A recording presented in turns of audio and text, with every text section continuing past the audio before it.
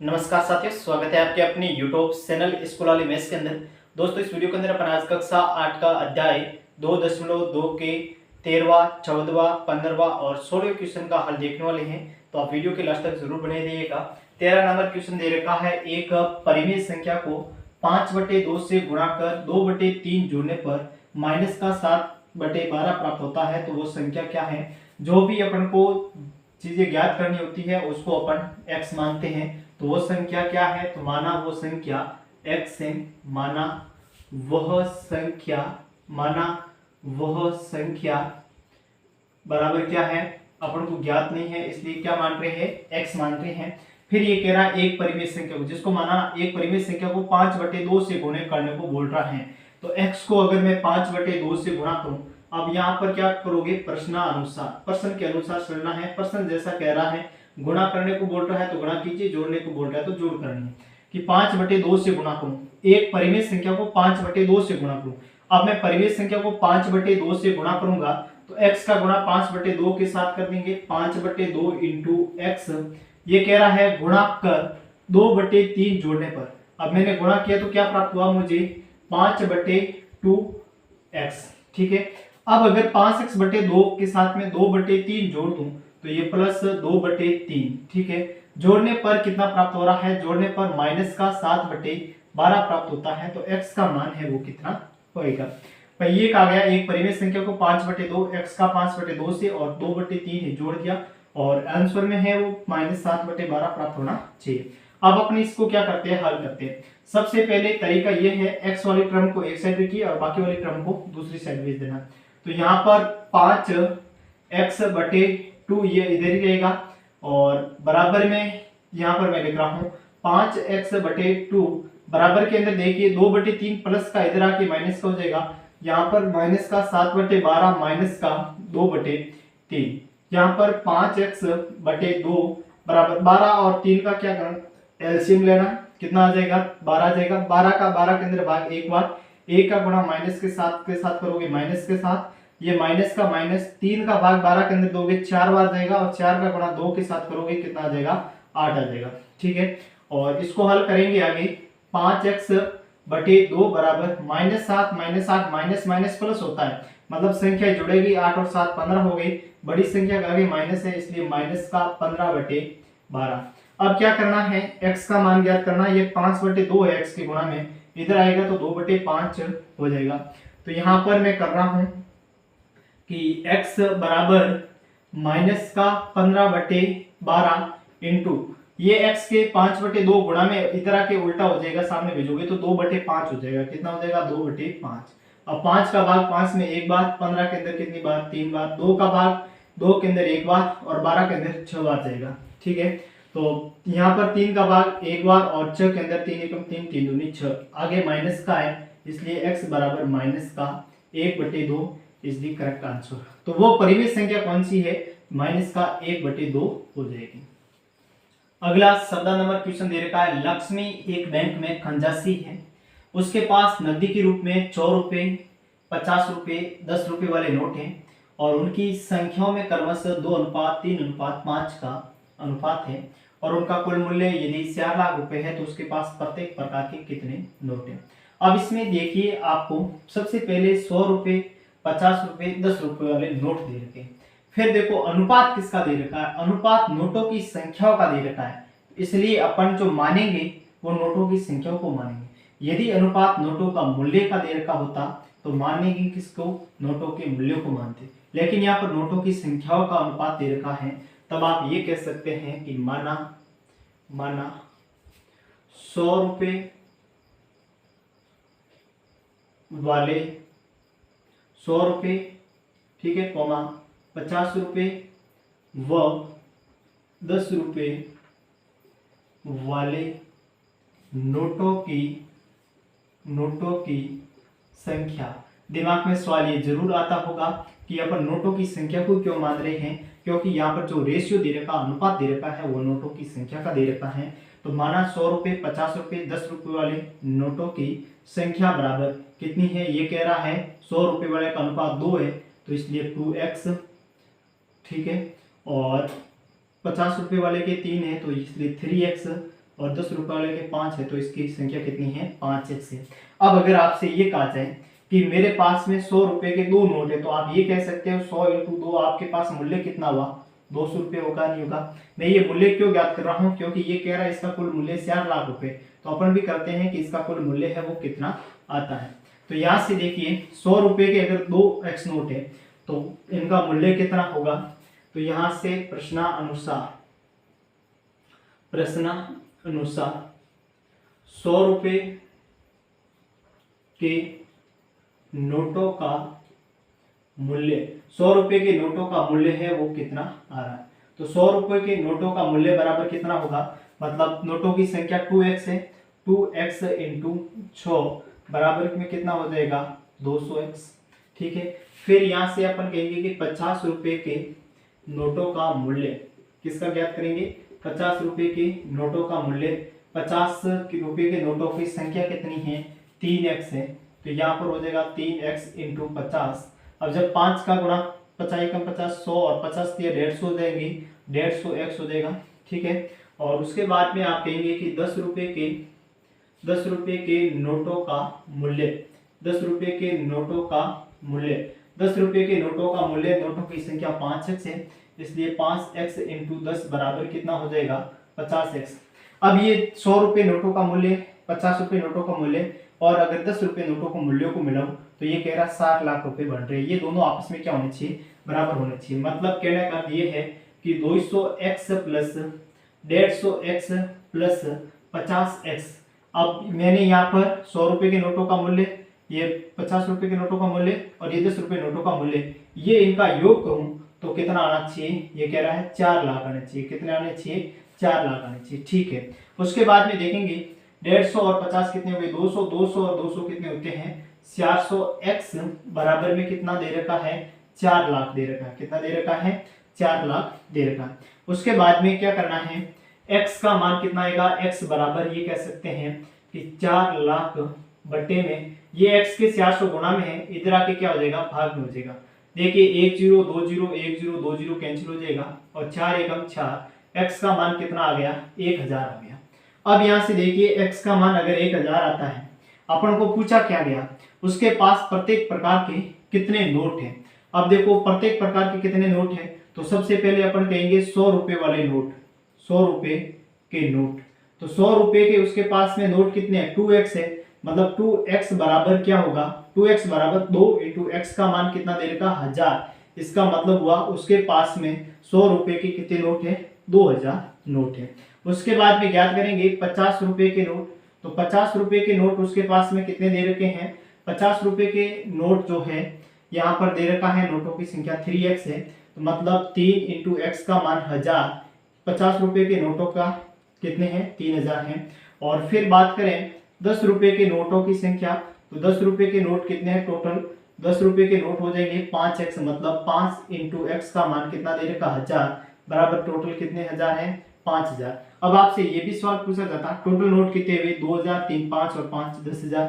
आपसे पूछा जाए 10 रुपए के नोटों की संख्या 5000, 50 रुपए के नोटों की संख्या 3000 होती है और 100 रुपए के नोटों की संख्या कितनी हो जाएगी, 2000 हो जाएगी। नेक्स्ट 15 नंबर क्वेश्चन दे रखा है, मेरे पास 300 रुपए मूल्य के 1 रुपए, 2 रुपए और 5 रुपए वाले सिक्के हैं।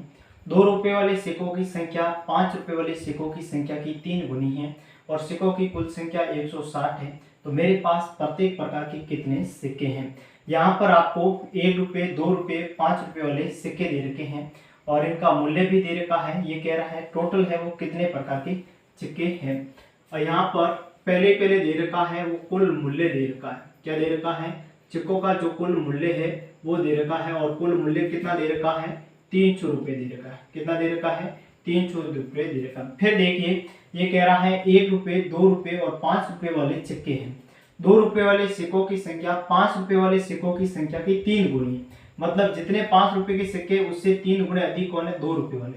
हमेशा ऐसे क्वेश्चन में जो कम हो उसको माना जाता है। अब 2 रुपए के सिक्के 3 गुने इससे अधिक है तो कम कौन है, 5 रुपए वाले सिक्के हैं कम, इसलिए अपन ये कहेंगे कि माना 5 रुपए वाले सिक्कों की संख्या, 5 रुपए वाले सिक्कों की संख्या। तो 5 रुपए वाले सिक्कों की संख्या कितनी हो जाएगी, सिक्कों की संख्या बराबर x। अगर ₹5 वाले सिक्कों की संख्या x है, तो अपन ये कह सकते हैं कि ₹2 वाले सिक्कों की संख्या किसकी, तो ₹2 वाले सिक्कों की संख्या कितनी होगी, ये कह रहा है कि ₹2 वाले सिक्कों की संख्या है वो 5 की 3 गुना है, x का 3 गुना कितना हो जाएगा, 3x हो जाएगा। फिर अपन को क्वेश्चन के अंदर ये भी दे रखा है कि सिक्कों की कुल संख्या कितनी है, 160 है। मैं आपसे ये कहूँ कि 3 प्रकार के सिक्के और टोटल सिक्कों की संख्या 10 है। फिर आपसे ये कहूँ कि एक ₹5 वाले सिक्कों की संख्या आपसे ये बोला जाए कि 3 है और ₹2 वाले सिक्कों की संख्या 4 है, और फिर आपसे ये बोला जाए कि ₹1 के सिक्कों की संख्या कितनी होगी, तब आप क्या करोगे, 3 और 4 को जोड़ोगे, 10 - 3 + 4, मतलब ₹1 के सिक्कों की संख्या आ जाएगी बराबर 3 आ जाएगा। तो इसी प्रकार से अपन को इस क्वेश्चन को करना है। देख क्या रखा है, अपन को ₹5 वाले सिक्कों की संख्या मालूम है, ₹2 वाले सिक्कों की संख्या मालूम है। अगर इसको जोड़ करके 160 में से माइनस करूं तो ₹1 वाले सिक्कों की संख्या आ जाएगी, मतलब ₹1 वाले सिक्कों की संख्या। तो ₹1 वाले सिक्कों की संख्या कितनी आती है, ₹1 वाले सिक्कों की संख्या बराबर, तो ₹1 वाले सिक्कों की संख्या, टोटल सिक्कों की संख्या 160 है, माइनस कितना, x + 3x, मतलब मैं इसको ये लिख सकता हूँ 160 - x और 3x कितना होता है, 4x हो जाएगा। कितना हो जाएगा, 4x हो जाएगा। अब यहाँ पर ₹5 के सिक्कों की संख्या मालूम है, ₹2 की है और ₹1 के सिक्कों की संख्या आ गई, और ये कह रहा है अगर इन तीनों को जोड़ूं और ये किसके बराबर है, 160 के बराबर है, या फिर अपने पास ₹300 ये मूल्य दे रखा है, इनका मूल्य ज्ञात कर देते हैं। तो मैं यहाँ पर लिख रहा हूँ ₹5 वाले सिक्कों का मूल्य, ₹5 वाले सिक्कों का मूल्य, तो ₹5 वाले सिक्कों का मूल्य कितना होगा, सिक्कों का मूल्य, तो ₹5 वाले सिक्कों का मूल्य, यदि ₹5 वाले सिक्के x है तो इसका मूल्य कितना होगा, 5x, ठीक है। इसी प्रकार से ₹2 वाले सिक्कों का मूल्य कितना होगा, तो ₹2 सिक्कों की संख्या कितनी है, 3x है, तो मतलब 3x × 2, 2 × 3x बराबर कितना हो जाएगा, 6x। और इसी प्रकार से अपन ये कह सकते हैं ₹1 वाले सिक्कों का मूल्य कितना होगा, वो हो जाएगा 160 - 4x × 1 करोगे तो वही का वही मान प्राप्त होने वाला। अब यदि ₹5 वाले सिक्कों का मूल्य, ₹2 वाले सिक्कों का मूल्य, ₹3 वाले सिक्कों का मूल्य को जोड़ूं तो किसके बराबर आना चाहिए, 300 के बराबर आना चाहिए। तो यहाँ पर देखते हैं ₹5 वाले सिक्कों का मूल्य 5x प्लस ₹2 वाले सिक्कों का मूल्य 6x प्लस ₹1 वाले सिक्कों का मूल्य 160 - 4x, और बराबर में कितना आना चाहिए, 300 आना चाहिए। अब यहाँ से मैं माइनस का 4 1 कट जाएगा, पीछे कितना बचेगा, x और 1 कितना हुए, 7x बराबर 160 प्लस का है, इधर आके माइनस का हो जाएगा, 300 माइनस का 160, 7x बराबर, अब 300 में से कितने घटा रहे हैं, 160, 300 में 100 गया, पीछे बचा 2, और 200 में से 60 गए, पीछे बचा 140, x बराबर 7 गुणा में इधर भाग में हो जाएगा, 7 × 7 7 दूनी 14 और 1 0 पीछे, x का मान 20 आ गया। x क्या था, ₹5 वाले सिक्कों की संख्या कितनी है, 20 है।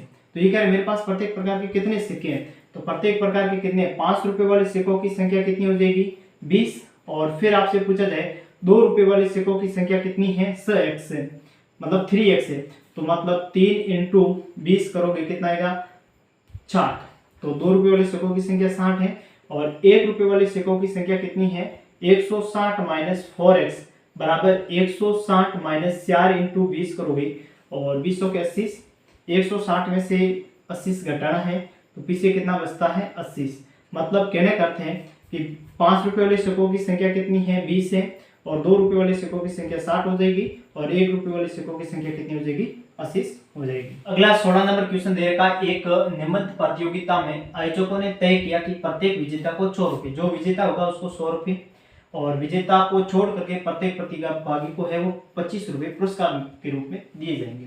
यदि पुरस्कारों में बांटी गई राशि, टोटल जो राशि बांटी गई वो 3000 थी, और टोटल 63 प्रतिभागियों ने भाग लिया, तो विजेताओं की संख्या ज्ञात कीजिए।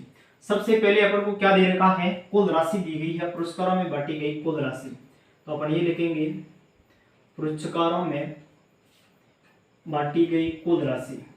पुरस्कारों के अंदर बांटी गई कुल राशि कितनी है, बांटी गई कुल राशि, तो पुरस्कारों के अंदर टोटल जो राशि बांटी गई है वो 3000 बांटी गई। कितनी बांटी गई, 3000 बांटी गई। और फिर ये कह सकते हैं कुल प्रतिभागी, टोटल कितने प्रतिभागी भाग ले रहे हैं, टोटल प्रतिभागी भाग ले रहे हैं 63, ठीक है 63 भाग ले रहे हैं। उसमें से कुछ 100 रुपए के विजेता हैं, तो माना 100 रुपए के विजेता, 100 रुपए के विजेता कौन कौन है, उनकी संख्या कितनी है, माना 100 रुपए के विजेता है x, तो बाकी वाले बचे वो क्या हैं, बाकी वाले 25 रुपए दिए जाएंगे, हारने वाले हैं, तो अपन ये कह सकते हैं 25 रुपए के विजेता। 25 रुपए के विजेता कौन है, 100 रुपए के x है, टोटल प्रतिभागी 63 है, तो 25 रुपए के विजेता हो जाएंगे 63 माइनस x। ओके, फिर ये कह रहा है यदि इनका टोटल मूल्य 3000 दे रखा है, 100 रुपए वाले विजेताओं की संख्या x है, तो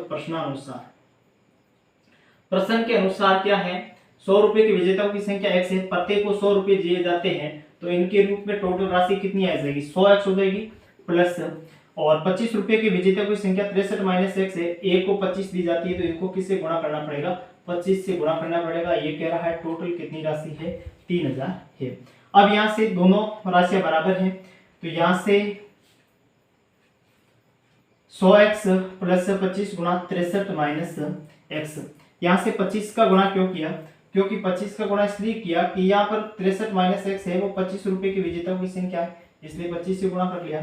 अब यहाँ से देखिए सबसे पहले क्या करते हैं कि 100x प्लस 63 का गुणा 25 के साथ कर सकते हो, आराम से 25 दिया 75 का 5 हासिल का 7 और 25 चौके 100, 25 पंजे 25 सके 150 और 150 और 7 जोड़ोगे तो 157 हो जाएगा, मतलब 1575 माइनस का 25 का गुणा x के साथ करोगे 25x बराबर में कितना आ गया 3000। अब माइनस का 25x प्लस का 100x बराबर कितना होता है 75x प्लस 1575 बराबर में कितना दे रखा है 3000 दे रखा है। अब मैं इसको ऊपर कर रहा हूँ, यहाँ से देखो 1575 प्लस का इधर आके माइनस का हो जाएगा 75x बराबर क्या है 3000 माइनस 1575। अगर मैं 3000 में से 1600 घटाऊं तो पीछे कितने रहेंगे 1400 रहेगी, यहाँ पर 75x बराबर, लेकिन 1725 रह जाएंगे, यहाँ पर हो जाएगा 1425, 75 गुणा में इधर के भाग में हो जाएगा 1425 बटे 75, ठीक है। और यहाँ से अपन काटे 25 से काट सकते हैं, 25 या 75 होता है, 25 से कम 25 पंजे 125 और पीछे कितने रह गए 142 में से 125 को घटाएंगे 35 10 और 7 17, फिर 175 आ जाता है, 25 7 कितने होते हैं 175 होते हैं, और यहाँ पर 3 एकम 3 और 57 से 3 कट जाएगा, 3 एकम 3 2 बच गए 9 27, x बराबर कितना आ गया 19 आ गया। x क्या था, x 100 रुपए के विजेताओं की संख्या थी, मतलब 100 रुपए के विजेताओं की संख्या ही अपन को पूछी गई है और वो कितनी है 19 हो जाएगी। तो इस वीडियो के अंदर इतना ही। अगर आपको वीडियो पसंद आया तो लाइक करना, चैनल पर आप न्यू है तो चैनल को सब्सक्राइब करना। मिलते हैं नेक्स्ट वीडियो के अंदर, तब तक के लिए वंदे मातरम, जय हिंद।